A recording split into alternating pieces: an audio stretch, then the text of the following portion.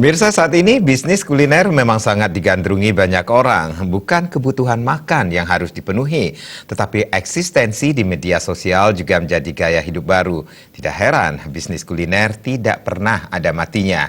Jika dahulu bisnis makanan harus memiliki warung atau gerai fisik, seiring dengan perkembangan zaman, kini kuliner daring atau online juga sangat diminati.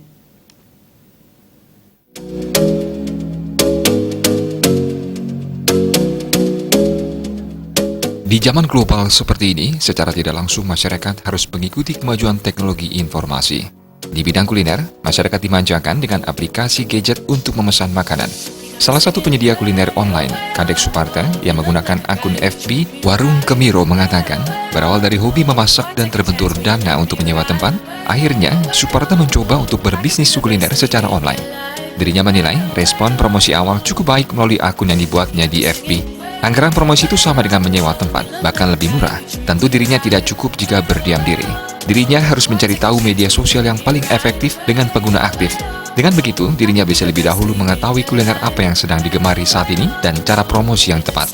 Suparta bersama istrinya menawarkan berbagai menu kuliner tradisional Bali seperti ayam guling caca, ayam rica-rica, sate kakul, kakul nyat-nyat, dan gulai kakul. Pembeli biasanya memesan sehari sebelumnya dan menggunakan jasa kurir yang telah tersedia di aplikasi. Terkadang Suparta dan istrinya langsung mengantar makanan tersebut. Dalam jalani bisnis ini, dirinya mengaku tidak merasa adanya persaingan, tetapi saling mendukung dengan pelaku bisnis kuliner online lain di Bali. Dan coba buka usaha kuliner itu, ternyata banyak juga yang peminatnya nih kok, dan support dari semeton yang lain nih kok, terus yang jalankan sampai sekarang nih kok. Kalau masalah harga sih standar, kalau melihat nyat-nyat yang jual 25.000 lengkap dengan sayur undis, sayur lecing, dan urap, dan sambalnya juga dapat juga sambal matah dan sambal nyat-nyat. Terus kakul nyat-nyat juga ada yang jual Rp20.000, lengkap dengan sayur juga.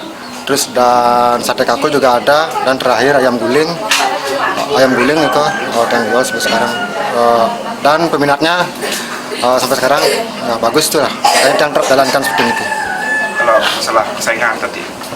Kalau persaingan kita sama semeton kuliner Bali saling support, nggak ada pemikiran negatif nih kok. Kita saling support dan saling share di FB, saling support lah gitulah. Nggak ada pemikiran negatif. Untuk kedepannya dan harapkan ya semeton kuliner Bali tetap maju dan bisa mungkin ke kancah internasional.